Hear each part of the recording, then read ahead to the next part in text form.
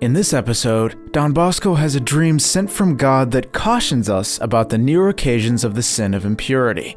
It involves a pit with a snake at the bottom, and his boys are foolishly jumping over it. He's horrified at what happens next.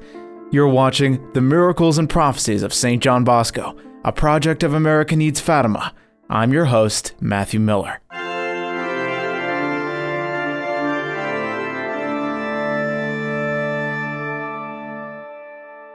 On the evening of November 13th, Don Bosco told the young men about a brief dream almost lightheartedly. He said maybe the dream was related to the recent commemoration of the Feast of All Saints, or Holy Souls Day. Last night I dreamt that a young man had died, and I officiated at the burial. I don't want to say that this indicates that any of you will die. However, I already had several dreams that have come true. 2 days later, Don Bosco spoke again about death and said, "We are in the habit of always preparing a fund of prayers for the next one to die. We must do so now. I don't want to say that another one of you will pass into eternity and benefit from this spiritual deposit of prayers. Therefore, for the next one who will die, we prepare an investment that will bear good fruit for his soul. Those who remain will be glad to be still alive. He who dies will be glad to have found that this gift was well prepared." Around this time, the exercise for a good death was done. Bishop Losana of Biella distributed the Holy Eucharist for the occasion. The next evening, Don Bosco spoke again. "Yesterday morning, we did the exercise for a good death. I was concerned all day if good fruit would come from this exercise. I fear that some of you did not do this exercise well. And last night I had a dream that I'll tell you now. I was in the courtyard with all the boys of the house who were having fun by jumping all about. We left the oratory for a walk, and after some time we stopped in a meadow.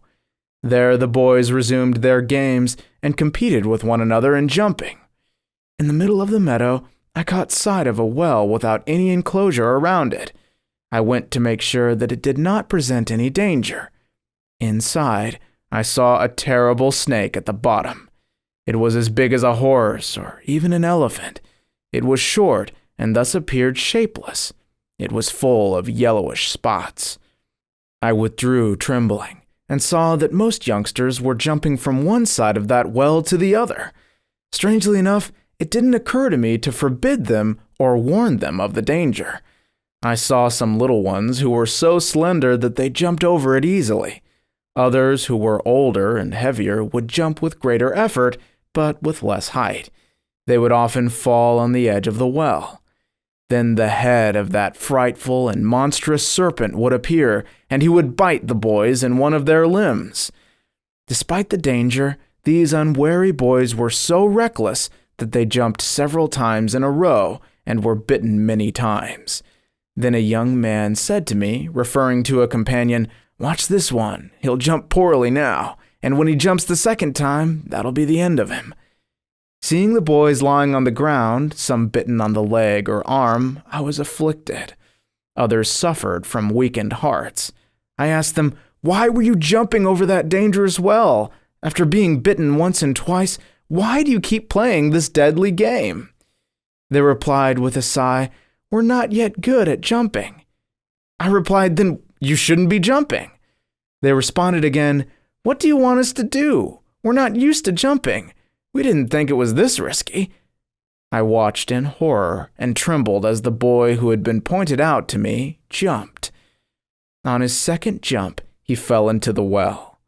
After a few moments, the monster spat him out of the pit, black as coal. He wasn't dead yet and kept talking. We stood there looking at him.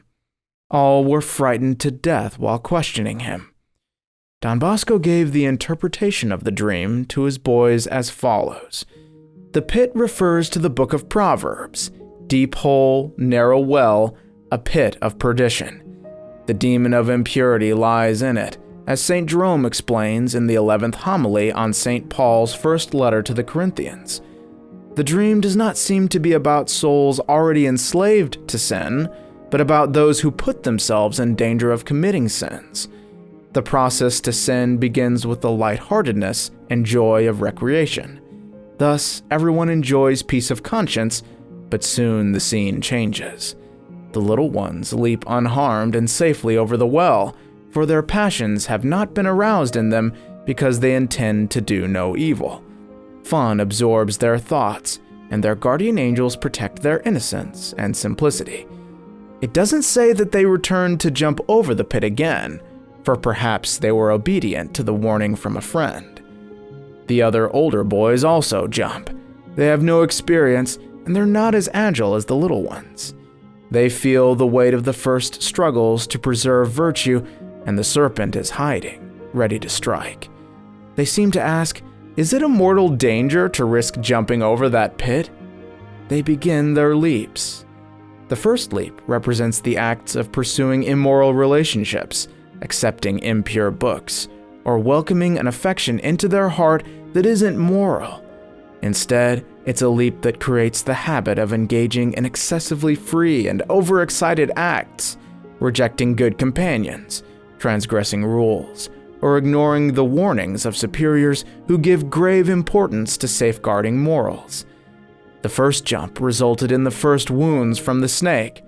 Some crossed the pit unharmed and prudently didn't try again. However, others ignored the known danger and jumped recklessly to their detriment.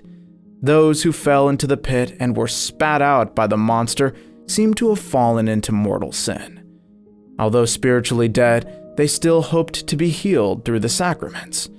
About those who remain in the pit, let it be said that he who loves danger shall perish in it. We might ask ourselves, did I jump over that pit in my innocence? Did I continue to do so? Did I fall into the pit? What hope is there for me now? Where there's life, there's hope. Our infinitely divine Savior knew we were all sinners and gave us a way to resurrect our dead souls after sin by confession. And after we have been reconciled to God and forgiven, we may partake in Holy Communion to strengthen our souls and not put ourselves in the occasion of sin ever again. Have calm, courage, and confidence. Never give up. If you'd like to watch the series we did on Don Bosco's vision of hell, please click on the link I've put on the screen, and don't forget to subscribe for future stories about this great saint. God bless you, and Our Lady keep you.